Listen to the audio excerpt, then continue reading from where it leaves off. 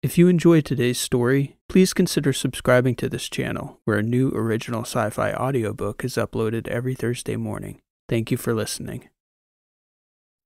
Metal by P.E. Rowe. A few hours after the Yankee Chaos had touched down on Theta Nicorla, Bulldog Hernan pinged the ship, wondering where Carolina and the crew were. It was late afternoon local time, and he'd gathered his family at his homestead to welcome them for Saturday dinner. This was not a small gesture for an Ateran to make, especially in light of the circumstances. The Letters Offensive was threatening most of the inner lettered systems. Acop Hernan had just returned to his family, and Carolina and crew had only recently been his captors, having abducted him from Alpha Petros right before the fighting broke out. Transom was trying to explain how significant a gesture it was for Bulldog to invite them to his family's table. "It's a big deal for Aterans, Carolina," Sebastian said. "At least those of us with families. We can't ever rely on having set holidays being safe to celebrate, so we honor the people fighting if we can each week. People on Edoras take it pretty seriously." "Should we bring a gift?" Carolina asked. "I'd ask Fieldstone. I don't exactly get invited to a lot of dinners," he said, grinning. "I'm more the one out in the field making sure it's safe to break bread, not the one you break bread with." "You cleaned up okay enough on Athos," she replied. "Well, we just don't want to be late. That's kind of an insult." The ship was parked out in the flats, a good 2 kilometers from the outer edge of the city of Nicorla, where Acop Hernan's home was. Carolina didn't like the idea of the whole crew vacating the vessel, especially with a walk of that length. In Theta Nicorla's non-breathable atmosphere, it meant a belt and a nanosheet for everyone, and with the offensive being in full swing, having the crew so far from the ship, exposed on the flat while they dined at Hernan's house, Carolina insisted on the crew taking precautions. She ordered Soch, Transom, and Fieldstone to go combat-ready, and for Wren to pack her go-bag. Additionally, she switched on Harold to lug a generator and modular life support unit, as 2 kilometers was a long walk without a suit and helmet.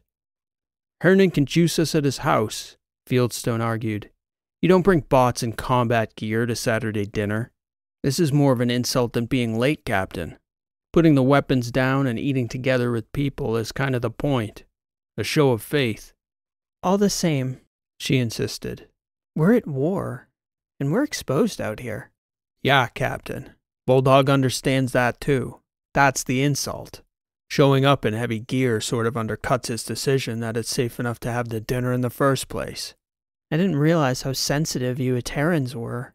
If there's an issue, you can blame it on your Athosian captain, Fieldstone. These are my orders." So they left the ship empty, out on the flats, save for the Mycon clone watching its systems, sensors, and local networks he was monitoring for activity. They marched along the flat single file, 7 strong, equipped for combat, and to the untrained eyes there on Theta Nicorla, they'd have looked like a serious unit. Transom on point, followed by Soch, Carolina, Drya, and Fieldstone. Wren and Harold taking up the rear, laden with heavy gear. "You look like a combat unit," Bulldog remarked when they arrived at the outer archway to his estate's nanosheet. "My orders," Carolina insisted. "in light of the offensive." There was a long pause before Bulldog replied. "Very well, Captain Dreesen. 2 at a time through the lock, please. It's a residential shield." They let down their nanosheets as they walked up toward Hernan's front entrance. There was an expansive porch with a sun shield that wrapped around the home, which was composed from several modular airlock-grade units welded together in case the outer nanosheet failed. There was a phalanx of young trees inside the lock, seemingly guarding the perimeter of the property. These were significantly larger than the engineered saplings outside the shield, breathing the local atmosphere. Theta Nicorla looked a harsh place to Carolina's eyes, its obscurity seemingly its most desirable quality. The drawback to that quality, though, she could feel in her bones out there, exposed like that, was that the planet's obscurity was their only protection. A colony so small was in no position to mount a defense against even the smallest Trasp aggression. Bulldog himself met them on the porch. "Leave your weapons outside, please," he instructed. "I invited you to Saturday dinner."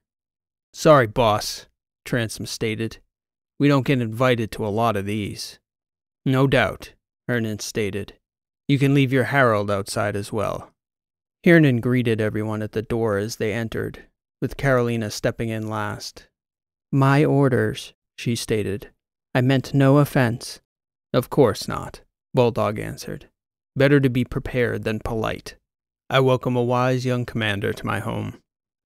The modular appearance to the outside of the home belied the spaciousness and comfort of the interior. Inside, in addition to the crew of 6 from the Yankee Chaos, Mycon Prime was already at home among 17 Aterans, mostly children, who all came into the front room to greet the guests. Bulldog handled formal introductions to his family, starting with his oldest daughter, Carval, followed by Liuma and Medjua, the wife of Acop Hernan's youngest son. The oldest child in the group was 14, while Liuma and Medjua had babies, a boy and girl, born 3 weeks apart, who were weeks away from taking their first steps. "You have a lovely family and a lovely home here," Carolina said, after she introduced the crew. "We're grateful you invited us to share it with you today." "We're grateful to you for bringing our father back to us," Carval replied. "It's so rare we get a chance to all be together." "Yes," Bulldog said. "Please, everyone, do make yourselves at home until we sit for the meal." In addition to the many human hands working to make the guests feel welcome, Bulldog had several housebots serving drinks and preparing Saturday dinner. Carolina couldn't remember when the crew had been off the Yankee Chaos together like this, relaxing. Months, certainly. While the crew got to know the family, most of the kids went outside and began playing games in the yard, enclosed by the nanosheet. Bulldog confessed that this had been his lifelong dream, to get his family safe to a place they could grow together, outside the direct shadow of the war, even if its existence still loomed over their future. He explained that the fathers and several siblings were on deployment somewhere in the war effort, as most of the children understood was their fate as soon as they came of age. There would be no shirking of that duty, even if their family was hiding out in the letters. After a couple hours of drinks and conversation, Bulldog called the gathering to the main room for the meal. Modest by Athosian standards, an Ateran Saturday dinner usually offered the week's best to the visiting guests, when there were some. There was always an invocation bringing to mind the absent warriors fighting for the security of those gathering, and a moment of praise and gratitude to the fallen. Bulldog added a valediction to the guests for bringing the family together. "Reminds me of my youth," Fieldstone remarked after they began eating. "On the rare occasions my father was home." "On Edoras?" Bulldog's younger daughter Liuma asked. Fieldstone confirmed as much with a nod as his mouth was full. "We visited Edoras with father several times," Liuma replied, a tone of nostalgia evident to Carolina. "Were you not raised there as well?" The question seemed to surprise the Aterans at the table. "Father is Taman, of course," Liuma replied. "Where are you from, Captain? Father didn't say." "He didn't say for good reason," Bulldog interrupted. "Our visiting captain is from the inner battery, love. She's unfamiliar with our ways." "I guess we think of all Aterans as being from Edoras," Carolina replied. "It's easy for us outsiders to forget the rest of the guild." "Tamos is rather forgettable," Medjua, the daughter-in-law, joked. "It's a forgivable oversight." That jibe at the Hernan's homeworld set off a round of friendly joking about the virtues and drawbacks of Tamos versus the cylinders. Medjua, having grown up in the pan-cylinder group, had heard all their jokes about the neighbor's floor being her sky. "Where did you grow up, Sebastian?" Carval, the eldest daughter, asked Transom. "Draxus," he replied. The answer brought the table nearly to silence, almost as though he'd uttered some unmentionable taboo topic. After a second or two of awkward silence, Soch looked over at Transom and said, "Must be a real cheerful place," drawing an audible gasp from Acop Hernan's 2 daughters. Eyes got wide around the table. Transom let out a deep, long, loud laugh. Ah, metal face, yeah. There's an honest debate among us survivors about whether or not the Trasp improved the place when they nuked it. I'm still on the fence. Hiernan's family didn't quite know how to react until Bulldog himself began to laugh. The little dark humor girls. A necessary evil in Sebastian's line of work, I'm afraid. Can't take him anywhere, Fieldstone stated, shaking his head. He's useful to have around when you need him, though, Carolina said to the Hernan girls. Speaking of which, Mycon Prime interrupted, approaching the table. I need to borrow Sebastian for a few moments. Something I should know? Carolina asked. Mycon didn't verbalize his response, nodding his head toward the table, as though to leave the question open. I'll join you, she stated. Please excuse us, everyone. The three of them stepped outside onto Hiernan's front porch. You're even a hit among your own people, Carolina said to Transom. Just one of my many talents. Yes, Mycon said. Regarding those talents, my counterpart and I would like your expertise on this. He projected a small float screen from a band in his right wrist. From the ship's passive sweep? Transom asked, examining the screen closely. He stared at the readout, shaking his head. Multiple disturbances. Maybe some symmetry there. What is it? Carolina asked. I need a look at this, Transom said. Possible contacts. The readings showed potential imbalances in the upper atmosphere, though it was difficult to tell with the Yankee Chaos parked out on the plain at ground level. Transom had the ship fire off a high-altitude fly drone that would take a couple minutes to deploy and spit back readings. Guests? Carolina asked. Let's hope not, Transom said. I was just starting to have a good time in there.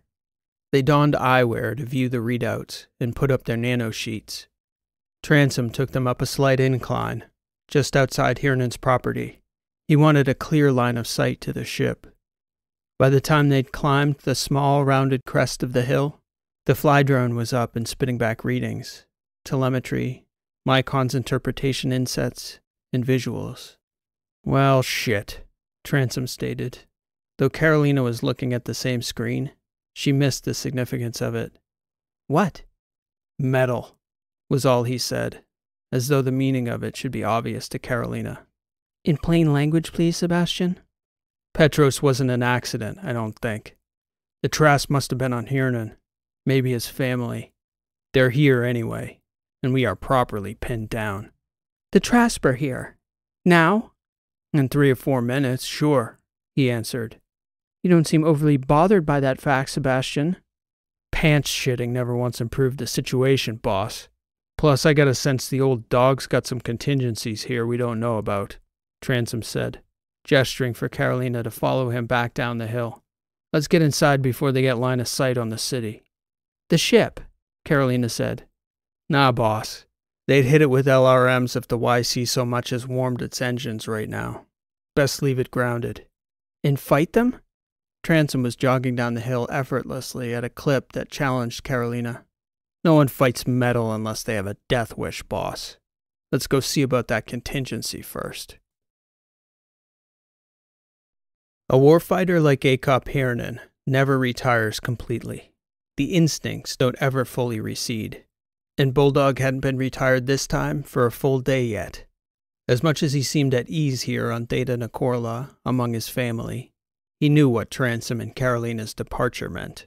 Bulldog could read the looks on their faces when they returned well enough that he hardly needed to hear the words. Shame and echo, he declared to his family and housebots. The table was abandoned calmly, the mothers each attending to their group at the end of the table, which was well ordered, and the children knew what the words meant and fell in by age, disappearing from the room in a matter of seconds, the eldest ushering the youngest and the middle children taking account of each other. Too far out to get back to your ship? Bulldog asked Transom. We're pinned. Meat or metal? Metal, Transom answered. Let this be a lesson in command, Ms. Dreesen, Bulldog Hiernan said. Fortunately, a positive reinforcement. You'll never regret being prepared today. You're welcome to grab your gear and follow us. Unless you'd like to stay and find out what sort of orders the drones and strike bots have. Fetch Harold and the gear and fall in, everyone, Carolina stated. Sorry, Bulldog. This seemed like a nice place your family had here. We didn't choose it for the ambiance, Carolina. Walk with me. Bulldog eyed Fieldstone, who was standing at the front door, eyes on the old Ateran war chief, who snapped his fingers and summoned a floater, a small glowing ball drone, for the guests to follow to the lower level when they were ready. Then he left with Carolina and Transom walking directly behind him. Time, Bulldog asked. 2 minutes, maybe, now, Transom answered. Well enough, Bulldog said. Hope you've got good shoes on, Ms. Dreesen. He ushered them down a back hallway to a set of stairs leading to a basement level. And there, in the corner, one of the Hiernan's housebots stood at a yawning square hole in the floor with a steep metal staircase. The room at the bottom of that metal staircase was a square box carved out of the bedrock, with another open hatch at the bottom of it. There was a second ladder down the hatch that descended to a tunnel. Carolina and Transom waited as Bulldog slowly made his way down. He didn't seem to rush. These old legs have had their share of exercise today, he said, as he waited for them at the bottom of the second ladder. Down the hallway, Carolina could hear footsteps and hushed voices. All down? Bulldog barked down the corridor. 4, Carval replied. 6, Liuma followed. 3, Medua stated, at which point Bulldog nodded. All yours then, daughter, he said, giving the command to Carval to lead the family down to the lower lock. Sealed? He asked her. Not yet, Father, Carval answered. Very good, I have it.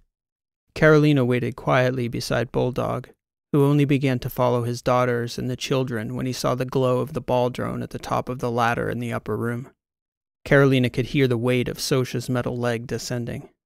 Down the dark, narrow corridor, there was another ladder in a tube-like tunnel that led down to another square room. Hold here, Bulldog stated when they reached the bottom of the ladder. Scanning for trackers? Carolina asked. I doubt they followed your ship, Bulldog stated. Otherwise they'd have visited us sometime between Alpha Petros and our arrival here, Ms. Dreesen. So either the Trasp tracked someone in my family, or they had some human intelligence placing me here. Theta Nakorla is too far out to be of any strategic value in this offensive. That's one of the reasons I chose it. One of the reasons? Carolina asked. The lava tubes under the city, Hiernan answered. If you think my family sets roots anywhere without a safe way out, well, you'd think wrong. Like I said, boss, Transom stated. Contingencies. A light popped up on Bulldog's eyepiece in the darkness. Clear to proceed, Captain Dreesen, Hiernan stated, gesturing toward the lower ladder. Raise your nanosheets and follow Carval's instruction when you get down. I'll clear your group and shut the doors behind us. As she descended the ladder into near total darkness, Carolina had expected to be met by the lights of other citizens of Theta Nakorla taking refuge in the lava tubes. It seemed an excellent place to hide, providing the Trasp force didn't discover the tunnels leading down to them. Instead, though, they were met only by the hushed quiet of Bulldog Hiernan's well-trained family and the dull-colored lights of their eyewear, at head height for the adults, with the children's lights closer to the floor. In descending order down the tunnel, closest to them, red, was Carval and her children. Next, Liuma, a dull blue, and further down, Medua and her children, piercing the wall of darkness with 4 pinpoints of dim green. It occurred then to Carolina that no one else on Theta Nakorla would have prepared for such a strike. A Trasp attack out here, until the start of the offensive, would have been the remotest possibility. Only Bulldog himself and his family could have anticipated the motive for such a distant incursion. We have a ship at the exit point, Carval explained to Carolina and Transom. It will be a challenging walk, though. We should strive to be as quiet and light on our feet as possible. Sound travels quite well through these tunnels. Very good, Carolina whispered back. When the rest of the Yankee Chaos crew descended, Carval arranged them in single file, with the exception of Harold, whom she placed between Liuma and Medua's families to space out the power and life support charging stations, 2 of which were already on hand with the Hiernan housebots, who'd descended first. Bulldog Hiernan came down last with Fieldstone and Drya. He was sporting a sleek exoskeleton, which he'd had stashed in the lower level beneath the scanner, along with a gear pack. The floating ball drone hovered down with them as well. "This is cozy," Wren said at a volume she thought was quiet enough to be audible only to Soch and Carolina beside her. But as she heard her voice echoing down the lava tube, she followed the comment with a whispered, "Sorry." "Very good, Doctor," Bulldog stated. "Comforting to know you're with us. Wit, wisdom, and a surgeon's skilled hands are never a liability." He was, as he mentioned before, in the process of closing the doors behind them. In this case, that meant flooding the square annex rooms beneath the basement of each house with a composite liquid that hardened in seconds to a polymer as rigid as the volcanic stone around it. He did the same with the room directly above, where they'd all just scanned clear for any tracking mechanisms. "You been through here before?" Fieldstone asked Bulldog. "Are you crazy, Major?" "Of course not. We sent floaters through to scan the route." "How far's the exit point?" 40 clicks down that way," Hiernan answered, gesturing into the darkness. "It'll be a tough walk. Hope you all can keep up with my girls. But we couldn't very well leave you for the Trasp to interrogate now, could we?" "We're grateful for that," Carolina said. "We'll find out if that's true in 20 kilometers of spelunking, I'd wager," Hiernan stated. "We'd better get moving. Carval's on point. Quietly and carefully now." As the group moved through the network of lava tubes, it became immediately apparent to Carolina that the character of her people was entirely different to these Aterans. She did her best to contrast it against what she perceived to be an ordinary Athosian childhood, which was significantly different from her own, and didn't remotely resemble the life of these Hiernan children. Even in exile, as they'd been raised, the Hiernans were disciplined and task-focused. The elder children, shepherding the attention and bodies of the younger down each tunnel toward the next turning point. At difficult squeezes, steps, climbs, or turns, Carval stationed a bot, or the right human helper, who took the task with grace, leadership, and certainty. Already her feet hurt, and Carolina recognized that she did, as it happened, have pretty good shoes on. She marveled at the transformation in Acop Hiernan, who morphed from a frail old man to a deft-footed dancer along those jagged volcanic corridors in his exoskeleton. Even though it only lifted him a few centimeters, he seemed 10 centimeters taller at least, not directing the progression of his family and guests himself, but watching his daughters and grandchildren bring order to that progression. Carolina wasn't a Hiernan, but she was proud of them, marveling at them, really. "Best part of our culture," Transom stated after Carolina remarked to him on the Hiernan children. "It's necessity. When the war ends, if we make it, we'll be as soft as you Athosians in 2 generations again. Humans are purpose-driven creatures. When the purpose is existential, we grow sharp edges. When it's not, we get soft."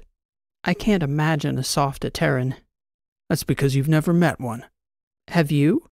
"Negative," Transom answered. "Not relative to an Athosian, anyway. Think of it this way, though, boss. Imagine if your father needed to put his mind toward the preservation of the entire Athosian people through war. The state, the infrastructure, the economy, everything. If he put his entire focus into that, Athos would change. And if the circumstances warranted the changes in the minds of the people, Athos would get hard fast. It's human nature." Still, it was a marvel to Carolina, even in the dark, or perhaps even more so. When they broke for water, Carolina whispered a conversation with one of Liuma's girls, who, to Carolina's eyes, couldn't have been older than 6. "What do you think of this place?" Carolina asked the girl, whose name was Peastly. "I don't like the dark," Peastly whispered back. "It's very scary." "You're doing a good job. How are you being so brave?" "I follow Jess's light. He always goes the right way, because Mama is following Aunt Carval." "He's doing a good job, too." "Mm-hmm," Peastly replied. "Sometimes he holds my hand." While they were seated, Mycon Prime called Bulldog, Carolina, Transom, and Fieldstone together. Bulldog sent for Carval to join them. An update from the surface, Mycon stated. We'd have heard, no doubt, if the Trasp had nuked the settlement, which is good news for the ordinary settlers on Theta Nicorla. Not great news for us.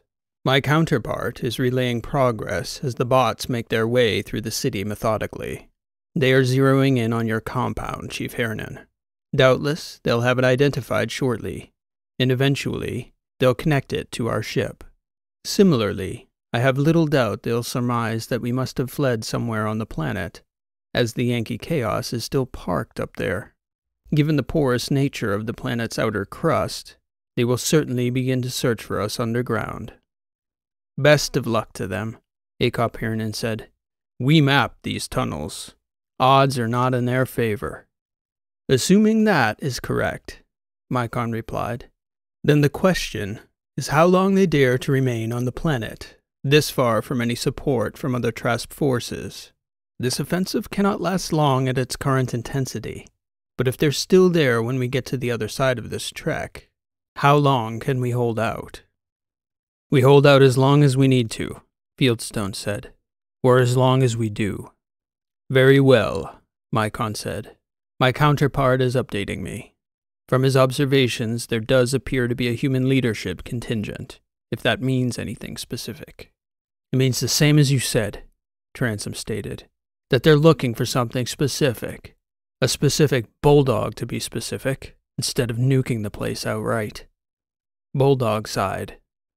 Something troubling you, old man? Fieldstone asked. A disappointment, he said. Carolina and I spoke about this. How the Ateran High Command might finally let me escape the war. I guess the Trasp don't feel the same. And I suppose, if I were them, I'd see me as a high-value target as well. We all understand, Father, Carval said, placing her hand on Bulldog's arm.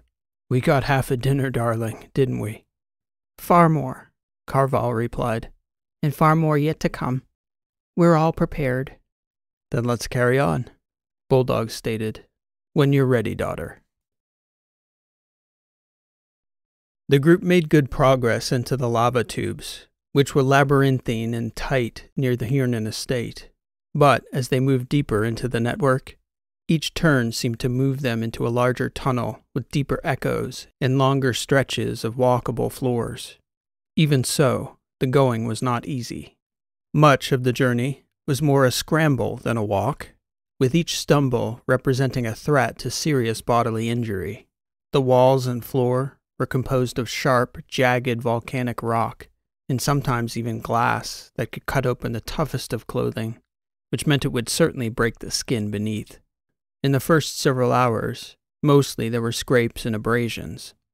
Again, mostly on the hands of the travelers as they reached for the walls to break a stumble before it became a fall. At times, in tight quarters or on climbs, the sharp rocks cut through gloves to hands, and Wren was called to open her bag and attend to a minor wound. The group walked for nearly 6 hours, making almost 10 of the 40 kilometers before their progress was flagged by repeated stops for water, a power recharge on the bots, or by a refresh to the atmospherics within the human walker's nanosheets. It was nearing the end of the day. You didn't come prepared to camp, Acop Hernan stated, more than asked to Carolina. No, she said. You did? We have hammocks for the children, yes. It's about time to deploy them. We'll make do, Carolina declared. Let us know if we can help. The Hernans ran a line along the rocks, fixing one end of their hammock barracks to the cavern wall, while running a second end line down the middle of the tunnel, supported by their 2 housebots, who balanced that end line on supports, pulling it taut against their bodies in perfect counterweight. Then, the children settled in. We'll have an early start, Bulldog declared. Get your rest, everyone. Carolina curled up in a large natural bowl along the side of the tunnel wall, with her overshirt for a pillow. None of the adults got much rest. After the party rose in the morning, Mycon called the leaders together to relay that during the night, contact to his clone in the ship was suddenly cut off. What does that mean? Carolina asked. Nothing definitive, Mycon replied. One of several scenarios is possible. He could have sequestered himself elsewhere to avoid being detected if the Trasp boarded the vessel. The Trasp may have destroyed the ship outright, and therefore my clone with it, or he may have chosen to self-terminate rather than be subjected to a programmatic interrogation. The Trasp do know my model well. What do you think is most likely? Any of the above, Captain. The one certainty is that we will no longer have input on the situation on Theta Nicorla's surface. Not until we power up my ship on the other side, Bulldog declared. The vessel is well hidden in a lava tube, but we can sneak a bird up to get a look to see when it's safe for us to fly. So we press on, Carolina said. Behind you, Carval. The group made excellent progress on that second day, closing 14 clicks by mid-afternoon and another 7 by that evening. Then, the leaders gathered to debate stopping for another night of rest. Ultimately, Wren interrupted, giving the final word. People fall when they're tired, and we are all tired, especially the little ones. Sound thinking, Carval echoed. The survey has the route growing more difficult again as we near the surface once more, Doctor. We should be prepared for the final stretch. During the night, sleepless as they were, Carolina and Bulldog sat together, their backs perched on packs against the wall as they sat on the flattest part of the floor they could find. I'm not a military tactician by any interpretation, Carolina said, but if the Trasp were after me, I know I wouldn't want my family beside me, Bulldog. The old man sighed. What are you going to do? We have contingencies, he stated. Of course. I suppose the answer to that question depends on what awaits us when we pop up again. If the Trasp have left the colony, we may be able to strategize a little differently. It may be that the letters is the wrong place for us. Certainly the girls and the children anyway. We'd have to go a long way to find a city that would take me back your way, Carolina. Unfortunately, I wouldn't recommend Athos or Helenia. I wouldn't take the recommendation if you gave it, Bulldog said. I have thoughts, so we shall see. If the war is not done with me yet, so be it. I've known no other life. Perhaps I'd be unsuited for a peaceful retirement anyway. What about you, though?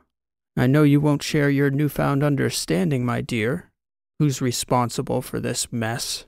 But you have a course of action at least? Carolina herself sighed. I doubt the war is bound to let any of us go, Bulldog. Maybe the children. Maybe we can achieve that in our lifetimes. Your lifetime? I do hope. I said the same once to your grandmother, Miss Dreesen. Circumstances notwithstanding, of course. It does bring me some measure of joy to see you here meeting my grandchildren. A generational friendship between our families, renewed in the most peculiar of ways.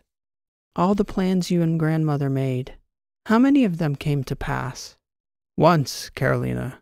We both slipped our security details and met for lunch in Port Cullen. I do believe that was the only time we were ever free to speak in anything but allusions and inferences. That plan came to pass. I remember thinking how remarkably similar our perspectives were, despite the astounding cultural differences. And here we are, all over again.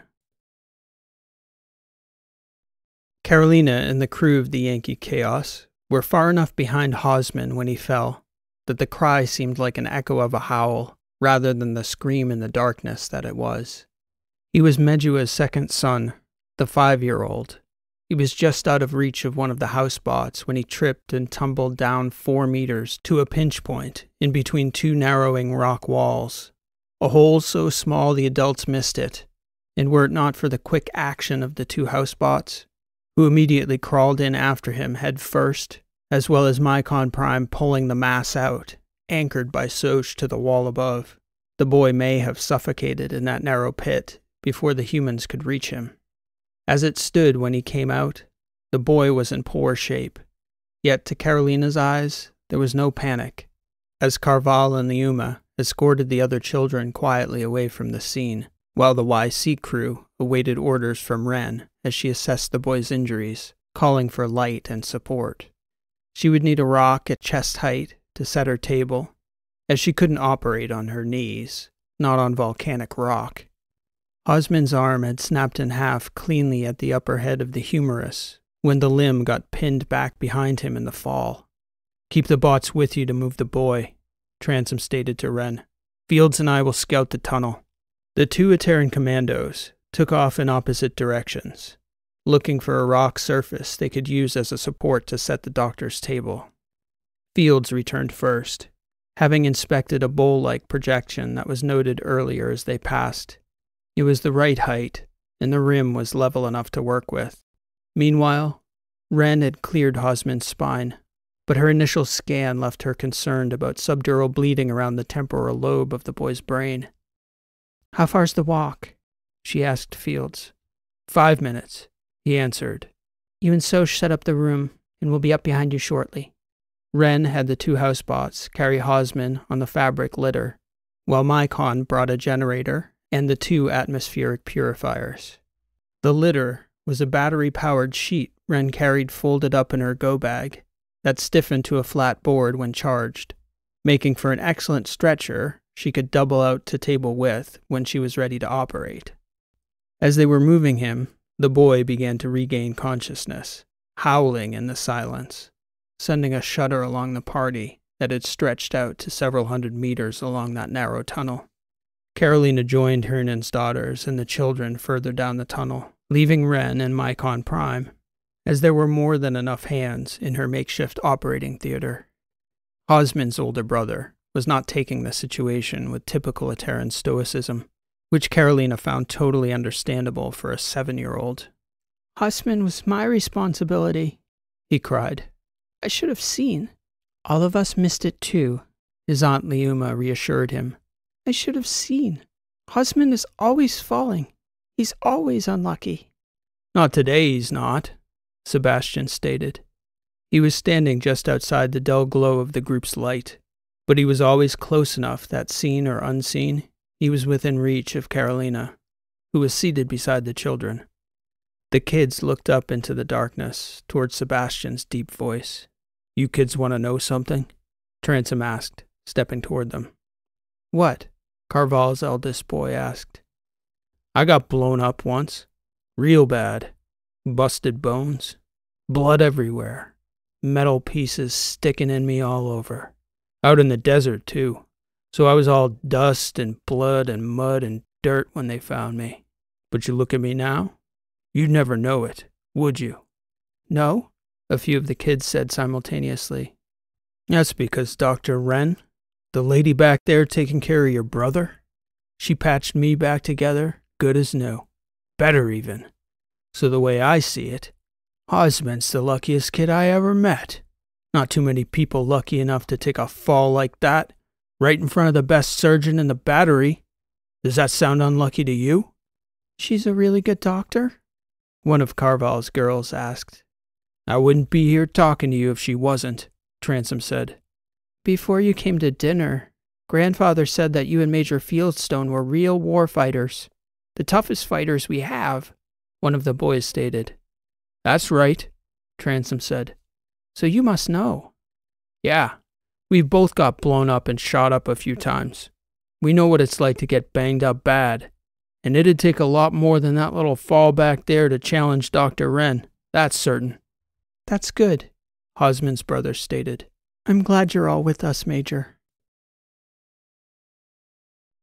Hosmond's fall brought a halt to the party's progress for the day. Wren was quickly able to screw the boy's shoulder back together, with Mycon's assistance. She was far more concerned with the head injury, though. To Transom's point, she carried a heavier go-bag than most military surgeons. Even most good practitioners of field medicine probably wouldn't have been prepared to do better than a few micropores to relieve the pressure in the skull. Wren had dealt with enough head trauma to understand how crucial it was to keep pressure from forming, if it could be avoided. So she always carried several syringes of ocyte, a nanotech fluid that burrowed tens of thousands of pores through the skull, allowing any excess fluid to seep away before pressure could build up and cause damage to the brain. She was also monitoring the boy's cervical spine for some very minor signs of bruising she saw on the scans. The impact had been a serious one, but several hours after she'd begun treating Hosmond, Ren told Medjua she expected her son to make a full recovery in a matter of weeks. That prognosis was affirmed a few hours later when Hosman regained consciousness and showed no signs of permanent impairment. More than anything, he was antsy to get moving again. Bulldog sent Fieldstone ahead with one of the housebots to prep the ship. He wanted what passive readings they could gather on the Trasp force if they were still up on the planet. Then they agreed to settle where they were for the night and catch up with Fieldstone the following day. The party arrived at the base of the exit shaft shortly before noon the next morning.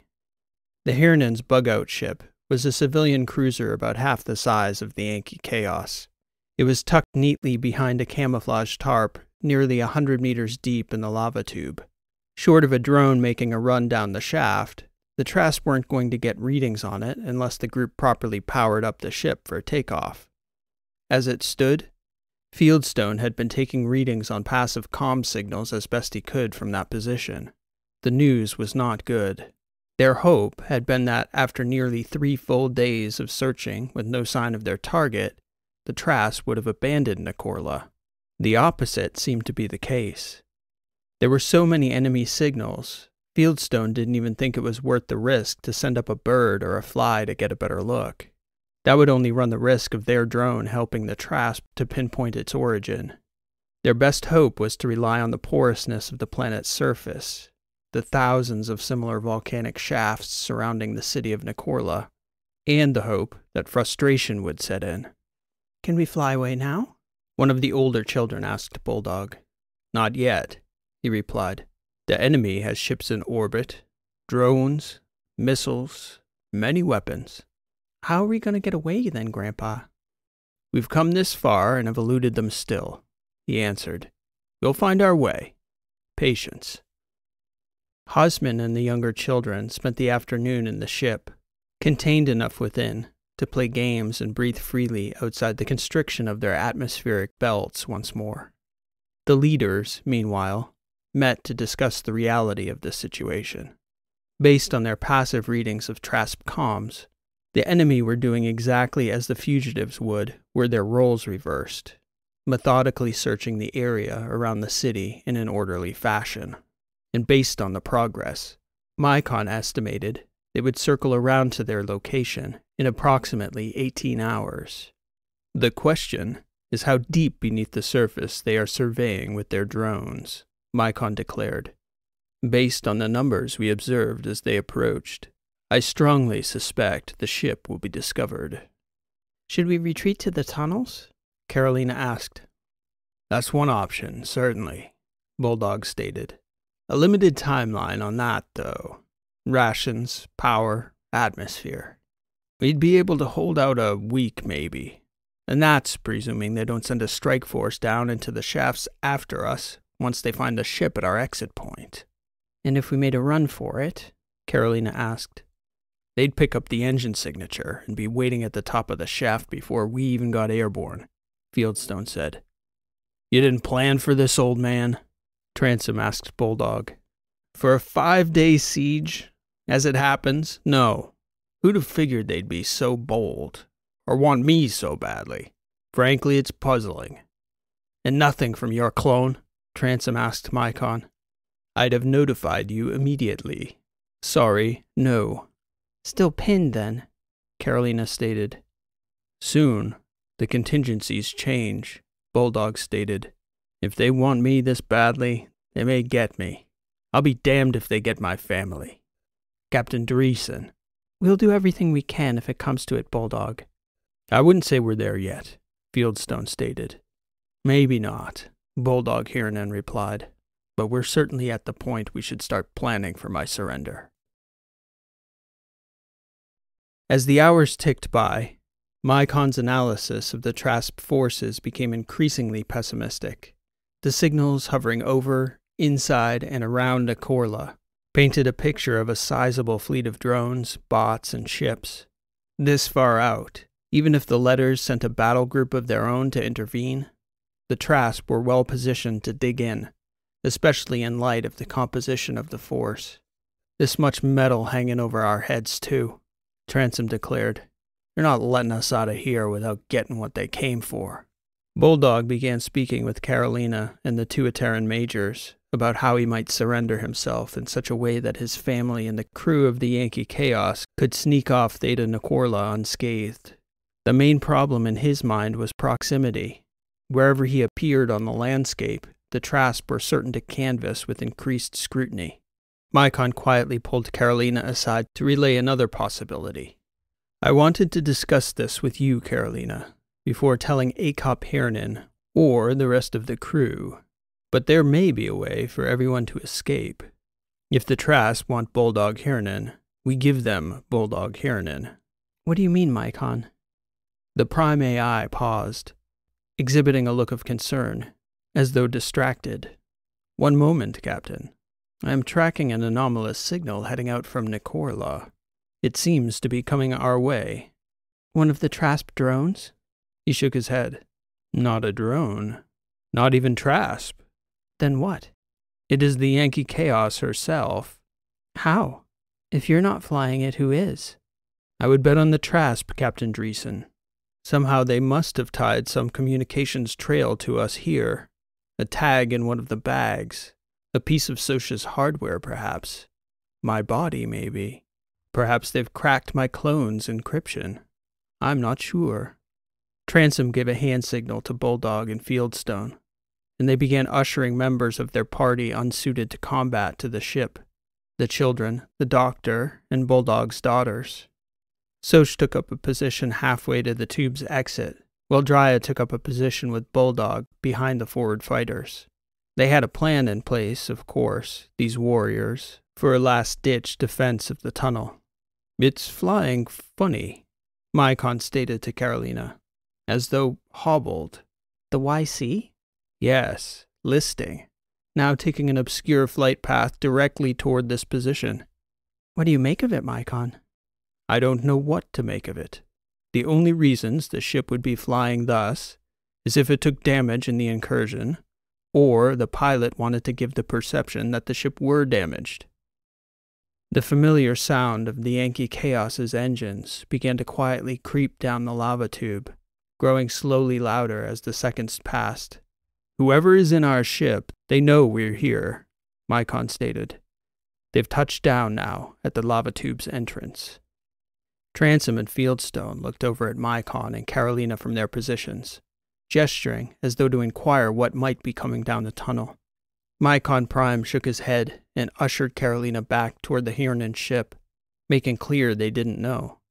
For nearly a minute, a tension hung in that dim cavern as the faint humming wheeze of their own engine echoed down the jagged rock corridor. Then, suddenly, a voice.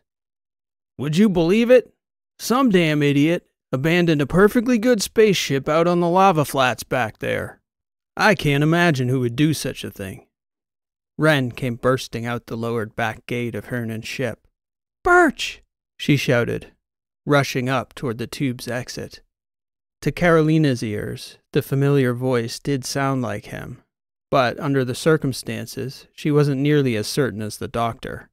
She thought her ears might have deceived her, until she could see Birch's familiar profile against the dark backdrop of the tunnel ahead. Doctor! Transom shouted, trying to catch her attention, exhorting her to take caution. But she didn't listen or slow down. Wren knew it wasn't a trick. That, or she didn't care if it was somehow a Trasp trap. She wouldn't be deterred from walking into it. Birch, too, came further into the tunnel, walking casually, approaching as though meeting friends, as though he knew exactly what to expect at the bottom of that tunnel. It is his voice, Mycon stated. A perfect acoustic match. Carolina let down her guard and began to walk toward their old captain. Instead of combat, she found a gathering of old friends up that tunnel. Soch embracing Birch the moment Wren let him go. Even Transom had a grin on his face as they shook hands. Heard stories, Fieldstone stated. You look about right. Speaking of stories, Birch said, wish we had time for them, because we sure have our share of them on our end. The situation's a little prickly, though, and I imagine you'll want to get Bulldog and his family out. How do you... Carolina began to ask. Hello, Captain, Birch said, stepping forward and embracing her. That'd be part of the story. And how did you get past the trasp? The answer to all questions is either we are extraordinarily lucky, we're trasp ourselves, we know the future, or maybe all of the above. Birch, you said we, Carolina asked. Who's flying the ship? Who else? Only the best pilot in the galaxy. Now, we've got a plan, but it's going to require everyone to act fast, be cool, and trust me. I figure you can all handle that much. That's what we do, Soch said.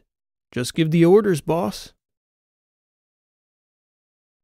The crew of the Yankee Chaos quickly said their goodbyes to the Hernans, with the longest goodbye, including a list of instructions from Ren to Medua on Hosman's continued care, followed by a long bear hug. When the young mother released Ren, Birch led the way back to the Yankee Chaos.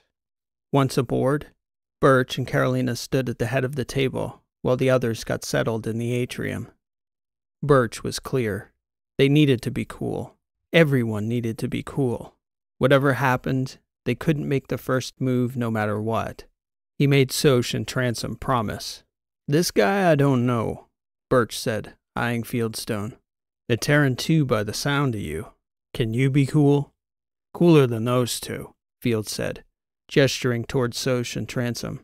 That's not a high bar when it comes to the trasp, Birch said.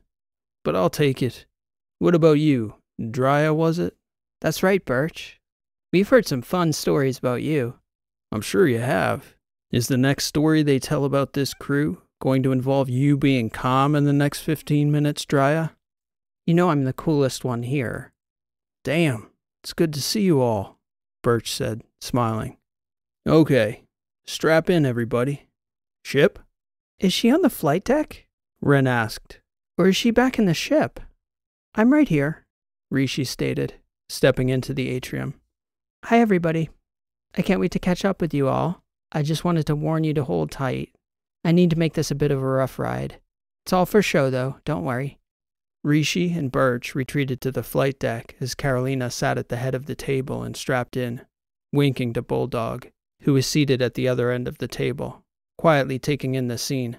What do you think, old man? Transom asked, grinning. I'm still skeptical, the old Terran war chief answered.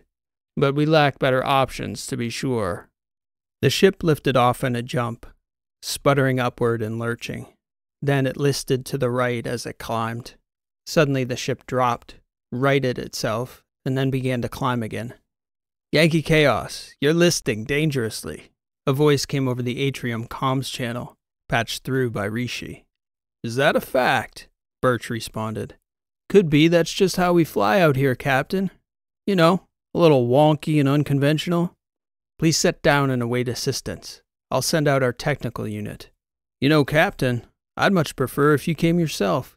I'm pretty sure the scans your units ran are responsible for the bug in our telemetry in the first place.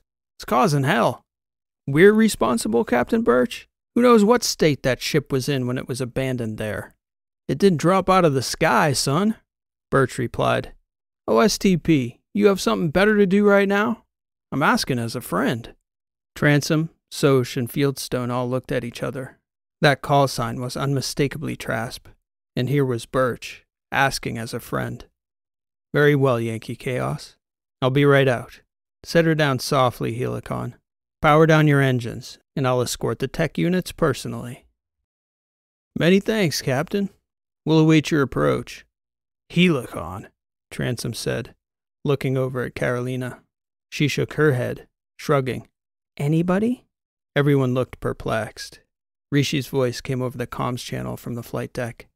We had to fake a malfunction as a pretext to set down over the lava shaft and pick you guys up. I'm confused, Ren said. Carolina looked over, sharing an equally confused look with the doctor.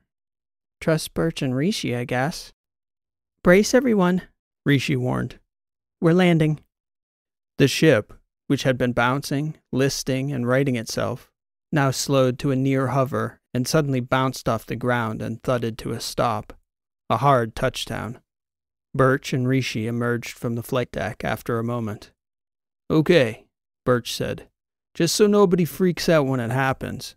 We're going to have to abduct this Trasp captain so Rishi can take his place and turn in Bulldog. Touching down, Helicon, the voice of the Trasp captain echoed through the atrium. On your 3 o'clock now. I have 2 service bots on the way. Wave them off, Omar, Birch said. They won't be needed. I found the source of the problem. Do you still need my assistance? Please, affirmative. All right, I'll be right over, the Trasp captain replied. You're on a first-name basis with the Trasp OC here, Birch? Transom asked. You didn't tell them? Rishi asked. Didn't I? Birch said. It wouldn't seem so, love. Oh, well, you tell them. I'll go let Omar in. Birch left the atrium, headed for the rear airlock. The Trasp captain is Omar Jamai, Rishi said. He's Lita's younger brother. Lita's brother? Ren said, wide-eyed. What are the odds of that? Soch said. Rishi shook her head. Yeah, not good. Impossibly small, actually. I'm not 100% sure, but we figured Nelius must have had something to do with that. Nelius? Carolina said. Rishi, what the hell is going on? Do you two have any idea of the forces you're meddling with? The voice of the old Ateran war chief bellowed. Far better than you, I'd wager. Now shut it and be a good bulldog, and you can take it up with him yourself in a couple days. Birch's voice could be heard echoing into the atrium from the back of the ship. Shh, Rishi insisted, staring over at Transom and Soch. Just nobody touches Omar or they deal with me. I don't even know who to start killing, Transom said, under his breath. Carolina shot Transom an angry look, just as Birch stepped back into the atrium. Beside him was Omar Jamai. Omar's face immediately went blank when he saw the collection of people there staring back at him. He looked over at Birch. You picked up a few passengers, I see, Captain Birch. Omar began to step around the table, examining each face. He was clearly surprised, if not outright shocked, by the large company assembled in the Yankee Chaos's atrium. You have our target, Omar said, staring at the old Ateran war chief at the end of the table. Birch flashed Omar a reassuring look. Yeah, I'm not sure how much Aida has told you. Oh, quite a bit, Omar said, taking a deep breath as he examined the room, looking up at the atrium window and then back down at the table. I've heard some tales of this crew that were difficult to believe. All true, Birch said. I think. They were good, right? Omar smiled. What's the angle here, Birch? I have enough metal hovering over this planet to turn this situation very nasty, very fast. You don't want that, though. Not for yourself. Not for Aida's friends. Were you harboring my target, Helicon? No. Just trying to exfiltrate him. And keep the Protectorate from killing all my friends here. Are you planning on holding me hostage, Captain Birch? Call it an invitation, Omar. I put my life in your hands once before, and you rewarded my trust. Allow me to repay you in kind. I do have a duty here, though. The Protectorate intends to interrogate that man. Omar fixed his gaze on Bulldog Hernan. You aren't exactly in a good position to press the issue. Point stipulated, Omar stated, his eyes settling on Transom as he circled the table. How to untangle this knot you've tied us in, though, Helicon. You come with us of your own free will, our guest, and Rishi turns over Bulldog to your division. And why would they not shoot her to 1,000 pieces on sight? Did Aida tell you that story? Rishi asked, stepping toward Omar. I can take your shape.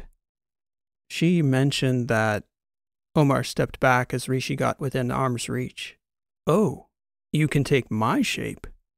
Rishi nodded. Is it okay? Omar didn't protest, neither stepping forward nor avoiding Rishi's hand as she reached up to touch his face. She slowly began to grow taller, her hair and skin gradually growing darker as her features broadened and began to resemble Omar Jamai. Whoa, Ren stated. That is freaky. Omar stared back at himself in disbelief. That's me. No, it's me, Rishi said back in his own voice. I'm with you, Doctor. Omar said. Whoa. Rishi's going to take him in, Birch stated. I think it might be best if you called it in first, though. Then, we'd sure appreciate it if you got all that metal off our heads, Omar. And then what, Birch? Then you come with us for a bit. How long is she going to impersonate me?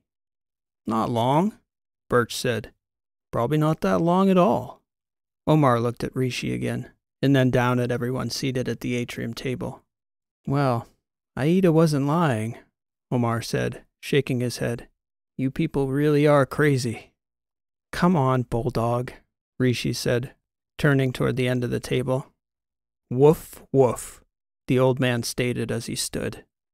Welcome to the family, Omar, Birch stated.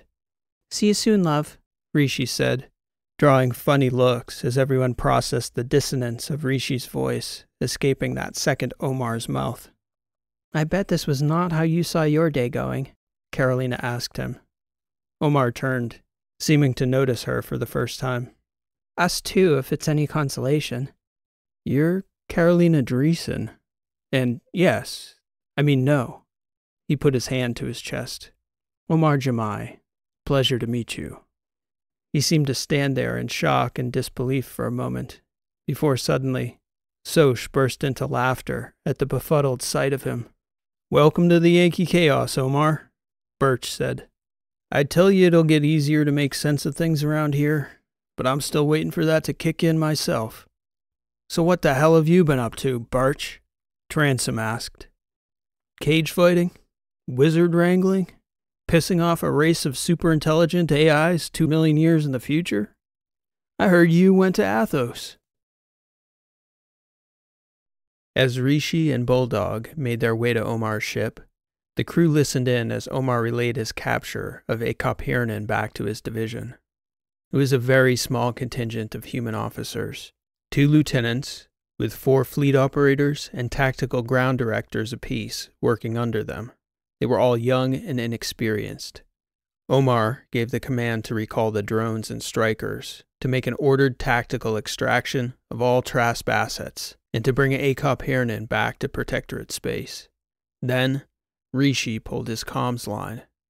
I suppose at the very least, I won't be accounted a traitor, Omar said once he'd signed off. And my doppelganger will get credit for capturing our target. The comment was met by a long silence. Omar, who had taken Bulldog's seat at the end of the atrium table, looked around as the crew exchanged looks. What? Yeah, sorry, Omar, Ren said. That was never happening. You're going to let that old man and his family go. I don't understand. That was not Akop with Rishi just now? That was Mycon Prime, Carolina stated. We'd ask for your patience, Captain Jamai. I'm sure if you've heard your sister's stories, you're aware you've just taken your first steps down a deep rabbit hole. Birch stepped back into the atrium. He'd been poking around the back at Rishi's direction, getting the ship ready for takeoff again. I've never once seen a rabbit down this hole yet, Birch said. Hang on, everyone. We'll be taking off in a minute. Who's flying this bucket? Transom asked. You're no pilot, Birch. Rishi programmed the autopilot. Plus, we figured you and your Terran friend could step in a pinch if need be. I'm a pilot too, Drya added. Great. 3 pilots. Where are we headed, Birch? Tau Nera. What's out there? Ren asked. Maybe about 1 million more questions. How about you all just sit tight or we'll never get there?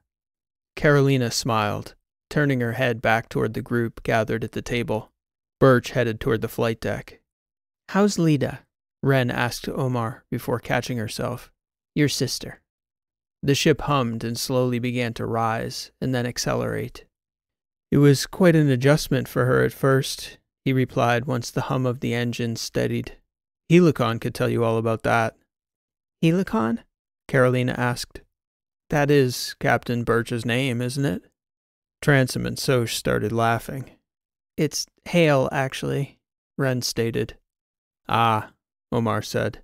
A cover ID for the Protectorate. Good to know. What kind of a name is Helicon? Ren asked. A Trasp name, Transom barked, his eyes heavy on Omar's uniform. Your sister, Ren said, trying to break the tension. How's she doing? We miss her. She misses you. Truth be told, my sister never came home, Doctor. Your Lita did. That was very hard for me. She was the person you know, only she wasn't ours anymore, if that makes sense. When she returned to us, she had changed. How so? Aida was a fighter, a tremendous fighter, with an unconquerable spirit. When we were children, I adored that about her. And when she joined the military, that natural spirit in her was charged, singularly focused toward that aim, to the protectorate, to victory. It wasn't obligatory or part of the duty of her vows, as it is with so many of us. So many of yours, I imagine, too. Omar looked down the other end of the table, toward Fieldstone and Transom. Aida Jamai meant it. And when she came back? She hated the protectorate. She was angry and cynical. What she told me of her injuries was difficult to hear, Doctor. I met her after her recovery, but I had her records forwarded from Tresia and from the Semistratum. Ren shook her head. She should have died many times over. That's Aida, Omar said, taking a deep breath. Burnt to her bones, her identity erased, her face entirely reconstructed. But at her core, the fighter was still there. And I thought, oh, she just has it all wrong. Aida hates the protectorate today because for years she believed we were the ones who'd hit Kendry, who'd done that to her. In my mind, I believed that if I convinced Aida of the reality that it was the Aterans who destroyed Kendry, had burned her flesh and taken her memory, then I'd get my sister back. Maybe she wouldn't remember everything again, but at least she would be able to identify with us, be on the right side again. So I showed my sister the mission reports, the intelligence briefings, even the public-facing news reports of what had happened, all of it proving beyond any doubt that Eteris was responsible for her injuries. She said, Omar, you just don't get it. I hope someday you will. The war will never be over for me until the very idea of using a nuke on the heads of human beings becomes impossible to fathom to all of humanity, Trasp, the Terran, or anybody else. So you see, the Aida Jamai I knew from our childhood never came home. But I do believe my sister did, after all, that last piece of her, that fight. It's still in her. That's how Lita is doing, Doctor. And I'm so very grateful to all of you for the role you played in helping her recover. Carolina smiled. I think she'd be proud of what you've done today, Omar. No, I don't think so, Ms. Dreesen. Respectfully. Not yet. Omar glared over at Transom. Do you know what we call him? That man sitting beside you, Ms. Dreesen? Major Sebastian Pollock is his real name, if memory serves me correctly. It does, Transom stated. What do the Trasp call him? Carolina asked. I don't know. We usually just shout, hey asshole, Soch joked, trying to ease the tension a little. We call him the Ateran Reaper, Omar said. I bet he doesn't even know how many people in this very uniform he's killed, wearing these colors. Omar pointed to his chest. A lot, Transom said, without a hint of regret in his tone or his face. Far too many to count. When my sister told me she met you, I had a hard time believing that my Aida had met this man from all the stories, and had lived to tell about it.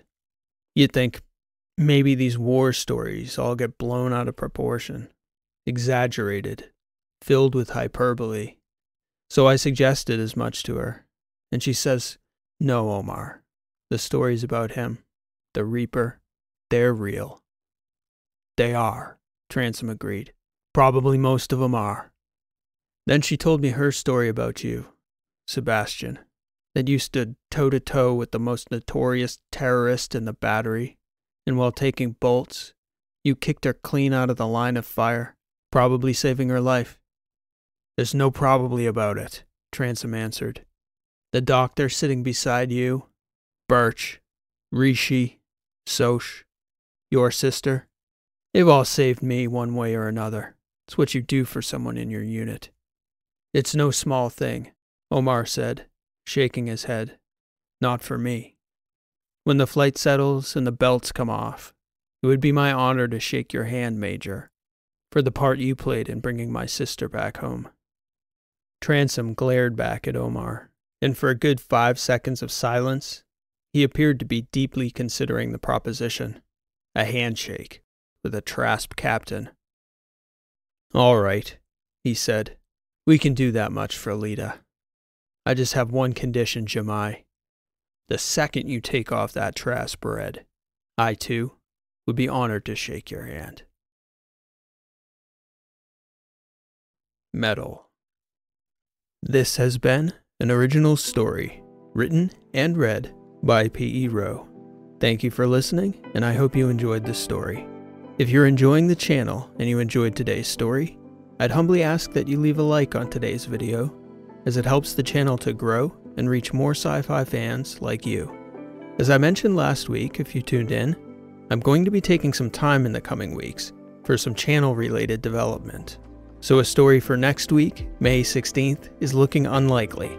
It shouldn't be a super long hiatus, and hopefully I'll have some fun stuff to share in the next story, which should be along soon after that. In the meantime, please feel free to browse the entire catalog here on the channel if you're missing the weeklies.